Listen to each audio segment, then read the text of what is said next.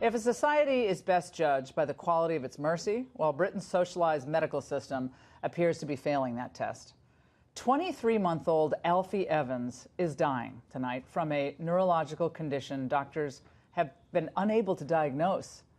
He was taken off life support by court order on Monday.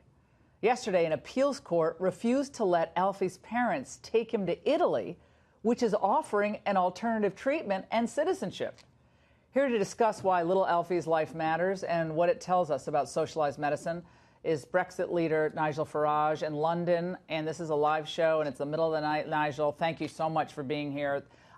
I've been praying for Alfie and his family, but I have a question for you tonight. How can courts in the EU and in the UK prevent a family from removing their child from a hospital and taking him or her to another country for treatment? How is that even happening? Well, what's happening here is the rights of the parent to do what they think are right are being taken away from them. We have a case here, and by the way, it's not the first. We had a big one last year concerning a small boy called Charlie Gard who wanted to go to America for treatment that was not available in the UK.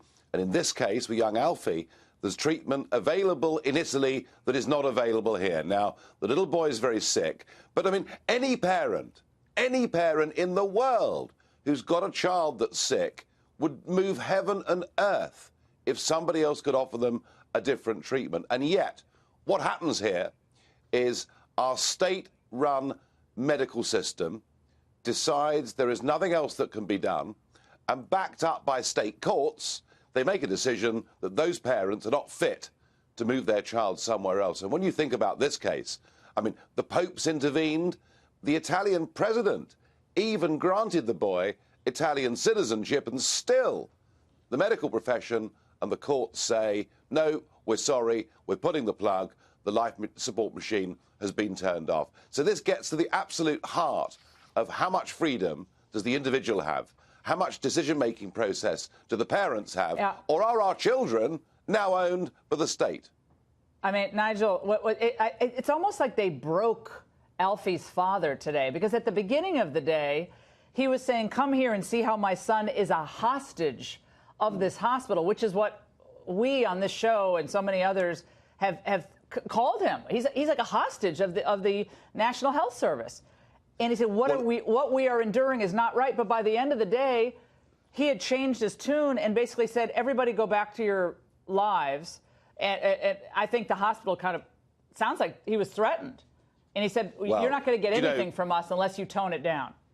There was a picture yesterday of this hospital, Alderhay Hospital in the northwest of England, with 20 uniformed police officers standing outside the door of the hospital to stop little Alfie being taken out and to stop protesters from getting in, using the police to keep the child in the hospital. Now, these parents have been through every single legal process available to them, and I'm guessing now that the life support machine has been turned off, now that there is no prospect at all of the young boy going to Italy, in the end, the father has accepted the inevitable.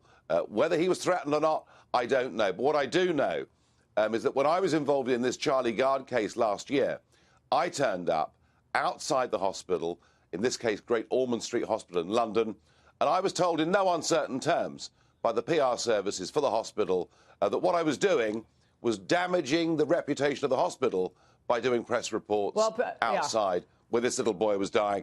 And it is just, it's classic of the establishment closing ranks, the state being all-powerful, and frankly, what is happening today, what is happening right now, is a form of state-sponsored euthanasia, and I hate it. No, he's now an undesirable, and we can't help him. Undesirable because he can't be fixed. I think part of it, we're almost out of time. I think part of it, Nigel, is the National Health Service. They don't want to risk the fact that he goes over to Italy. Maybe he gets treatment and he has some quality of life, and that's a big embarrassment to the National Health Service. Thank you for being up late for us tonight, Nigel.